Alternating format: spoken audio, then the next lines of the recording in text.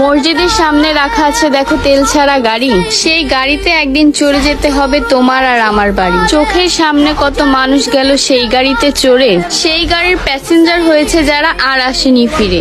লাগে না তেল পেট্রোল ডিজেল, থাকে না গাড়ির চাকা, চারজন হবে হেল্পার সেদিন, যাত্রী হব একা।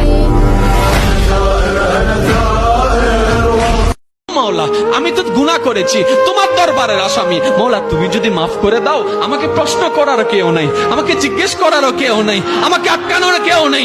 বান্দা যখন অনুতপ্ত মন নিয়ে বারবার বলতে থাকে, রব্বে করিমের রহমত তাকাইতে থাকে, তাকাতে তাকাইতে এক সময় রব্বে করিম বলে, বান্দারে তোর বলার ধরনটা পছন্দ হয়েছে, তোর ডাকার ধরনটা পছন্দ হয়েছে, তোর চোখের পানি পছন্দ হয়েছে, তোর বলাটা পছন্দ হয়েছে। এবার মওলা বলে, আমি তোর সারা জীবনের কত গুনাহ করছি। বান্দা বলে, মওলা 40,000 পার হয়ে গিয়েছে। কেউ বলেছে মওলা পাহাড় পরিমাণ।